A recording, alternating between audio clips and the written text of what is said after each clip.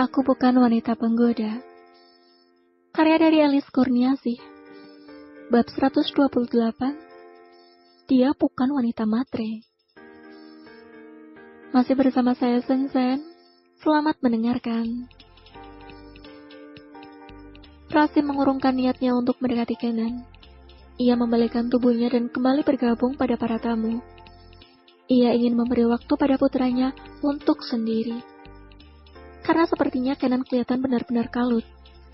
Di sana, Kenan masih duduk termenung. Ia kembali mengambil ponselnya di saku dan menekan nomor Hanin. Ini adalah panggilan ke-20 yang sudah Kenan lakukan. Di ruang baca, ponsel Hanin yang tergeletak di lantai hanya bergerak tanpa suara. Ya, Hanin memang menselan ponselnya sejak semalam. Dan pagi tadi, ia lupa mengubah ponselnya ke posisi semula. Karena serangan fajar yang dilakukan sang suami. Di sebelah ponsel itu Hanin tampak tertidur pulas, hingga bibirnya sedikit menganga. Ia benar-benar lelah. Sit. Umbat Kenan saat lagi-lagi ponsel yang ia tempelkan ke telinganya itu, tidak ada jawaban. Angkat sayang, ayo angkat. Gumam Kenan dengan kesal. Kemudian ia melihat Vicky berlari ke arahnya. Ken, Hanin gak ada di mana-mana. Ucap Vicky dengan napas tersengal. Cari lagi. Lu nyarinya gak benar. Udah Ken, tapi gak ada. Satpam lu juga udah menyisir keluar daerah ini, tapi tetap gak ada. Vicky ikut duduk di samping Kenan. Tak lama orang-orang yang tadi Kenan suruh pun menghampirinya. Satu persatu orang di sana memberi laporan pada Kenan bahwa mereka tidak menemukan keberadaan istrinya. Istri tuan mudanya yang sangat dicintai. Bodoh, masa gak ketemu? Umbat Kenan sembari berdiri dan terus memarahi security dan pelayan rumah ini.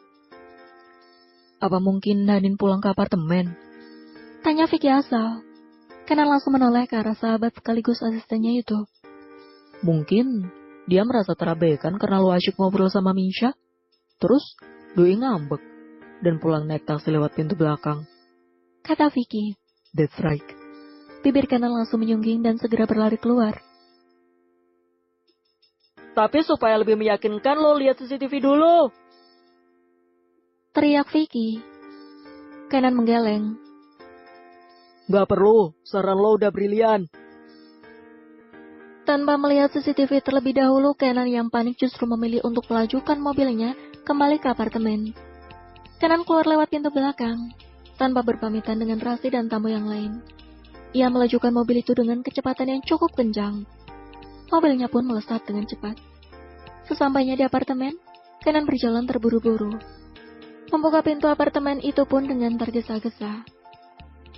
Sayang, Panggil Kenan setelah memasuki apartemennya. Ia melangkahkan kakinya dengan cepat ke kamar. sayang. Tidak terlihat sosok wanita yang sedang ia cari di dalam sini. Sayang. Kenan membuka pintu kamar mandi, namun Hanin tidak ada. Kenan berlari ke dapur, juga tidak ada. Ia pun mengitari seluruh tempat ini, tapi sosok wanita yang sudah menjadi bagian dari jiwanya tidak ada. Kenan terduduk lemas di sofa. Sayang, tolong jangan siksa aku seperti ini. Kumam Kenan dengan mengusap wajahnya kasar. Ia bingung harus mencari Hanin kemana lagi. Ke Bandung. Rasanya tidak mungkin jika Hanin kembali kabur ke rumah Irma. Lalu ia kembali mengingat semua sahabat-sahabat Hanin dan menelponnya satu persatu. 1 jam ia mencoba menelpon sahabat dan kerabat Hanin. Namun, tidak ada satupun yang bertemu dengan istrinya. Karena memang Hanin tidak pergi sejauh itu. Ponsel Kenan berdering. Ia pun dengan cepat mengambil ponselnya dan melihat nama yang tertera di sana. Ternyata di sana tertera nama My Mom. Ia pikir itu panggilan dari Hanin. Halo, Mam. Ken, Hanin sudah ketemu. Dia di sana. Tanya Rasti. Belum, Mam. Dia tidak ada di sini. Jawab Kenan lesu. Di sini Vicky juga sedang mengecek CCTV. Tidak terlihat Hanin keluar dari rumah, kata Rasti. Ya, Ken kembali ke rumah, Mam. Kenan langsung menutup sambungan telepon itu dan bangkit dari sofa untuk kembali ke rumah sang ibu. Kakakmu benar-benar. Ucap Rasi di seberang sana menutup telepon yang sudah ditutup sepihak oleh Kenan. Padahal Rasi masih ingin bicara. Kiara tertawa. Kakak tuh lucu banget, Bukan lucu, Ra, tapi nyusahin. saut Becky yang ikut kalang kabut karena ulah bosnya yang super lebay. Ternyata, cinta Kenan ke Hanin begitu luar biasa. Celetuk Gunawan yang baru saja merebahkan putrinya di bok tidurnya sendiri. Para tamu sudah kembali pulang. Di rumah ini, sudah tidak ada tamu yang tersisa, kecuali Misha dan putranya. Misha mendengar semua perkataan itu. Ia pun melihat perlakuan Kenan yang panik berlebihan seperti sekarang ini. Memang, seistimewa apa istri Kenan itu? Tanya Misha. Mungkin Gunawan lebih tahu. Jawab Vicky nyengir. Jangan mulai deh lo, Vic. Sengaja ya lo, bikin gue sama Kiara berantem. Terus lo masuk lagi ke hubungan kita. Sontak Gunawan kesal. Ya, kan lo mantannya. Ucap Vicky dengan wajah tak bersalah. Mantan? Tanya Misha yang tidak tahu apa-apa. Sudah, kalian ini bukannya bantu Kenan mencari Hanin malah ribut. Hanin itu baik dan tulus, Miss. Dia lembut, sederhana, dan penurut. Mungkin hal itu yang membuat kakak aku mencintainya. Jawab Kiara. Oh, Misha hanya bisa beroria. Ternyata selain mendapat cinta luar biasa dari Kenan, Hanin juga beruntung karena mendapat dukungan dari adik kesayangan Kenan. Dulu setiap Kenan didekati wanita, Kenan selalu meminta pendapat dari sang adik. Jika sang adik bilang tidak, maka Kenan akan dengan senang hati menjauhi wanita itu dan menolaknya. Padahal wanita itu sudah memberikan barang apapun untuk Kenan. Ketika Kiara mengatakan iya pada Vanessa, maka Kenan mencoba untuk memulai hubungan itu. Walau akhirnya ia menyadari, kenyamanan itu hanya sebagai sahabat saja. Tak lama kemudian Kenan kembali tiba di kediaman Aditama. Gimana, Vic? Udah ketemu? Tanya Kenan yang bergegas lari menuju orang-orang di sana. Vicky menggeleng. Belum. Tapi yang jelas di CCTV, Hanin gak keluar dari rumah ini, kan? Saut Gunawan. Ya udah, coba cari lagi ke ruangan-ruangan lain di atas. Ucap Rasti. Kan sudah membuka semua ruangan di atas, Mam, tapi tidak ada. Kakak carinya sambil marah-marah dan panik, jadi nggak ketemu. Ucap Kiara. Kemudian mereka kembali mencari Hanin. Mami istirahat saja. Ucap Kenan menyuruh sang ibu untuk duduk di meja makan. Miss, tolong temani Mami. Misha mengangguk dan duduk di samping Rasti. Ada-ada saja anak itu, bikin semua orang pusing. Rasti memegang kepalanya yang pusing bercampur lelah. Sejak kemarin tenaganya terkuras untuk menyiapkan acara ini, lalu sekarang pikiran dan tenaganya kembali terkuras karena menantunya yang tiba-tiba menghilang. Padahal Kenan tidak perlu khawatir itu. Kalau uangnya habis nanti Hanin juga pasti menghubungi Kenan, ucap Misha. Rasti menoleh ke arah Misha. Tapi Hanin tidak seperti itu. Dia bukan wanita matre dan suka meminta uang pada suaminya. Sontak Misha terdiam. Sepertinya ia salah bicara. Meski akhir-akhir ini Rasti sedang kesal dengan menantunya karena cemburu dengan sikap Kenan yang berlebihan terhadap sang istri, hingga ia merasa terabaikan. Namun Rasti tahu betul bahwa Hanin bukanlah wanita yang mata duitan, karena ia sering mengajak Hanin berbelanja bersama, dan ia bisa melihat bagaimana Hanin membelanjakan uang putranya. Bab 129 sampai menjadi kesebelasan. Bersama saya Sen-Sen. Selamat mendengarkan. Ya udah, Ken. Kalau 1 kali 24 jam Hanin gak nelpon lo, kita lapor polisi. Kata Vicky, mereka sudah mengitari rumah ini, tetapi hasilnya masih sama. Hanin belum ditemukan. Kenan menarik napasnya panjang. Apa dia kabur ke Malaysia lagi, Vic? Kui rasa enggak. Jawab Vicky. Kemudian mereka pun menyerah. Kamu gak pulang, Miss? Tanya Kiara. Misha hanya diam. Ia memang ingin berlama-lama di sini. Iya, Miss, sana pulang. Kasihan Marcel, pasti sudah lelah. Ucap Rasti. Mami tidak apa kalau saya tinggal. Karena sepertinya Mami butuh teman. Saut Misha. Rasti menggeleng. Justru Mami sedang ingin sendiri dan istirahat. Oh, Misha membulatkan bibirnya. Ayo, Mam, kita pulang. Marcel menarik gaun ibunya. Om Kenan, nanti kita bertemu lagi ya. Kenan tersenyum tipis, tapi ia tak mengangguk. Miss, biar kamu diantar Vicky aja. ucap Gunawan. Vicky langsung membulatkan matanya. Dendam lo sama gue. Tanya Vicky pada Gunawan. Ia tahu maksud Gunawan untuk mendekatkan Misha padanya. Gunawan tertawa. Sama-sama single kan? Enggak, aku bawa mobil sendiri kok. Misha langsung berpamitan pada Rasti, Kiara, dan Kenan. Lalu ia dan putranya segera keluar dari rumah ini. Gue tahu maksud lo, Gun. Ucap Vicky saat Misha sudah tidak lagi bersama mereka. Daripada dia godain Kenan terus, mending lo pepet deh tuh Jendes. Gunawan tersenyum. Is, ogah. Perawan depan mata aja ada. Jawab Vicky bangga. Ia memang sedang dekat dengan seorang gadis. Dasar. Kawan dan Gun mengumpat Vicky bersamaan, hingga mereka tertawa bersama. Rasti menoleh ke arah Kenan, sehingga mereka pun ikut menoleh ke arah Kenan yang masih kusut. Gak bisa prihatin dikit sama gue gitu? Tanya Kenan kesal yang melihat orang-orang itu tertawa, di saat keadaannya yang masih kalut. Hanin gak akan pergi jauh, Kak, aku yakin deh. Ucap Kiara. Iya Ken, gue juga sepemikiran sama Kiara. Hanin gak akan pergi jauh dari lo. Saut Gunawan sembari menepuk pundak kakak iparnya. Ah! Teriak Vicky. Mengagetkan semua orang. GPS Ken, ponsel lo kan udah terhubung GPS-nya ke ponsel istri lo. Ah iya. Kenan langsung sumringah dan antusias. Kenapa gue bego dan gak kepikiran ya? Karena kamu terlalu bucin Ken, otak kamu jadi stuck. Kesal Rasti.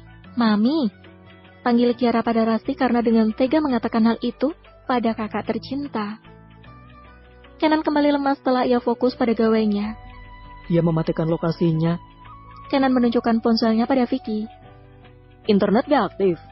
Apa sengaja gak diaktifin? Tanya Vicky. Kenan menggeleng lemah. Hari mulai gelap. Kini matahari mulai tenggelam berganti dengan malam. Ya sudah, lebih baik kita semua istirahat dulu. Berpikir jernih dan tenang. Setelah itu kita cari Hanin lagi. Ya, ucap Kiara dan Gun bersamaan. Vicky pun mengangguk. Ia menghampiri Kenan dan menepuk baunya. Udah lo istirahat dulu Ken, lo tuh capek banget. Gue masih gak bisa tenang sebelum Hanin ketemu Vic. Ekspresi Kenan sangat menyedihkan, membuat mereka yang di sana ikut sedih melihatnya. Lalu Kenan melangkahkan kakinya ke arah tangga dengan gontai dan meninggalkan orang-orang yang masih berada di sana. Kasihan kakak, Mam, ucap Kiara. Rasti melihat putranya yang sedang menaiki anak tangga, hingga sang putra berada di lantai 2. Mami jangan pernah nuntut Hanin lagi ya. Kasihan kakak, Mam. Kebahagiaan kakak adalah Hanin. Kata Kiara lagi. Ia berkata persis di telinga sang ibu. Rasti terdiam. Kemudian Vicky pamit pulang. Sementara Rasti, Kiara, dan Gunawan berlalu ke kamar mereka masing-masing untuk beristirahat. Sudah hampir 4 jam Hanin tertidur di sana. Kenan pun merasa sangat lelah. Ia hendak istirahat di kamarnya. Namun saat ia ingin membuka pintu kamarnya, arah mata Kenan kembali pada ruang baca. Entah mengapa, ketika melewati ruangan itu Kenan seakan ingin kembali masuk ke dalam. Namun, ia tetap tak melihat Hanin di sana. Kemudian Kenan melangkahkan kakinya menuju ruang baca. Ia membuka perlahan pintu itu dan menutupnya. Ia ingat kembali saat Hanin baru pertama kali menginjakkan kakinya di ruangan ini. Hanin tampak sumringah melihat jajaran buku yang banyak di sini. Ken, banyak sekali buku di sini. Kamu suka? Sangat-sangat suka. Aku suka baca, Ken. Ini semua milikmu. Benarkah? Really? Kemudian Hanin berlari memeluk Kenan. Love you, Ken. Love you too, sayang. Kenan menitikkan air mata mengingat kejadian itu. Ia menangis menyandarkan tubuhnya pada lemari besar itu. Lemari besar yang berada di sisi kanan pintu masuk. Sedangkan Hanin berada di lemari besar yang terletak di sisi kiri. Sisi yang cukup jauh dari pintu. Sayang, kamu bilang kamu mencintaiku. Tapi kenapa pergi? Tanya Kenan pada dirinya sendiri. Kenan menangis. Tubuhnya lemas. Hingga ia pun ikut terduduk di lantai. Hanin! Teriak Kenan hingga menggema di ruangan itu. Hanin yang sudah tertidur cukup lama itu pun mendengar teriakan sang suami. Ia pun terjaga. Hanin mengerjapkan mata dan menggerakkan tubuhnya. Au!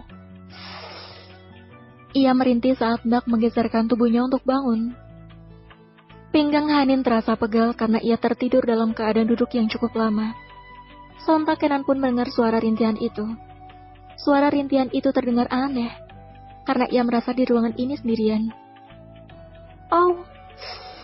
Pinggangku! Gumam Hanin dengan suara yang cukup terdengar. Sontak Kenan pun bangkit dan mencari sumber suara itu. Hanin masih duduk di lantai. Ia menggeliat, meregangkan otot-ototnya yang kaku karena tidur dalam posisi yang tidak biasa. Perlahan Kenan mendekati tempat persembunyian Hanin. Hatinya dak-dikduk berdebar kencang. Sama seperti saat ia pertama kali akan menemukan Hanin yang menghilang waktu itu. Dan bertemu di ruang rapat kantornya sendiri. Ya ampun sayang.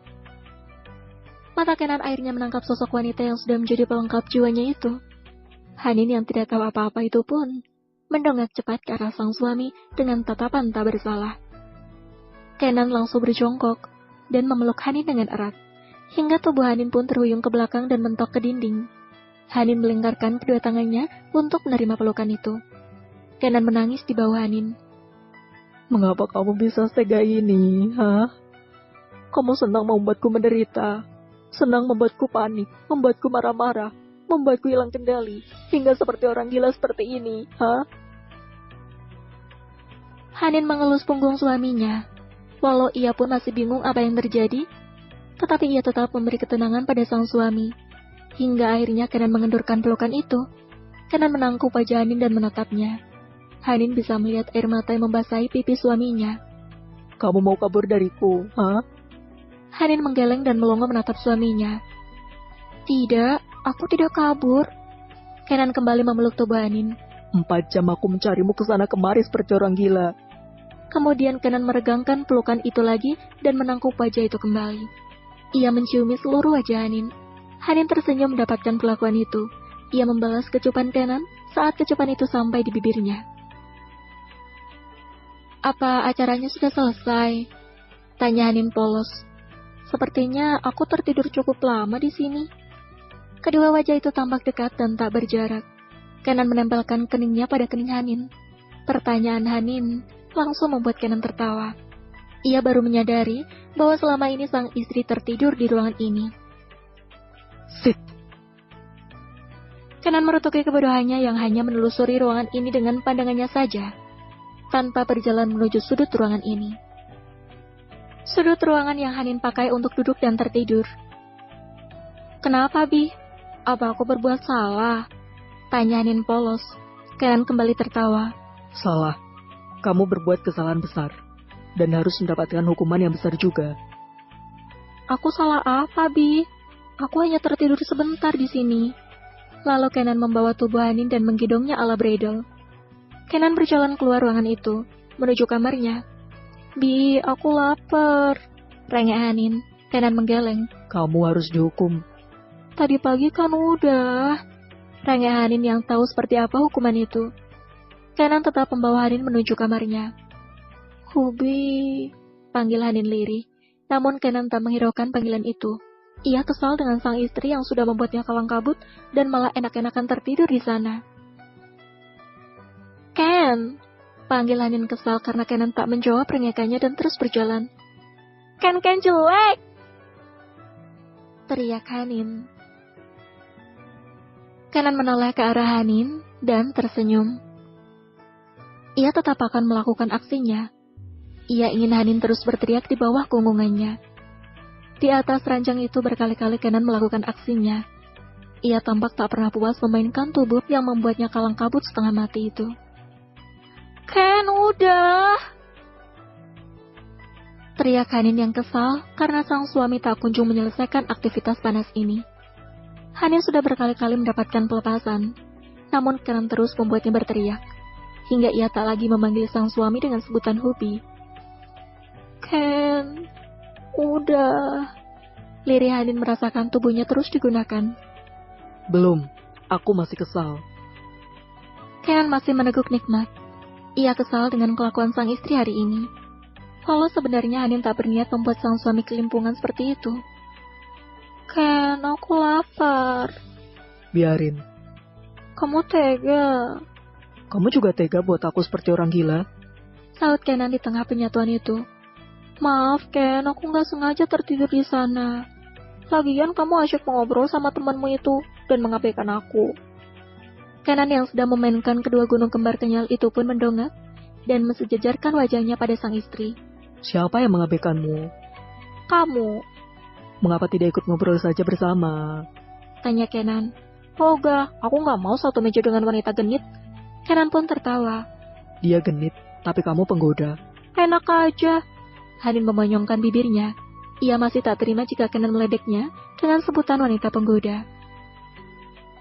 Ya, karena kamu satu-satunya wanita yang selalu berhasil menggodaku.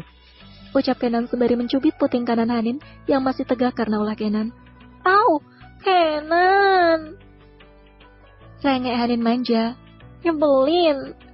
Hanin merajuk, membuat Kenan kembali tertawa. Kemudian Kenan memelankan tawanya dan mengelus wajah itu. Maafkan aku sayang. Tangan Kenan meraba dan mengelus perut bulat Hanin yang tak terhalang apapun. Maafkan papa girl. Hanin tersenyum. Untuk pertama kalinya, Kenan memanggil bayi yang ada di perutnya ini dengan sebutan itu. Jika sekarang dia perempuan, maka nanti kita akan membuatnya lagi. Ucap Kenan dengan tangan yang masih berada di atas perut Hanin. Jika perempuan lagi? Tanya Hanin. Buat lagi.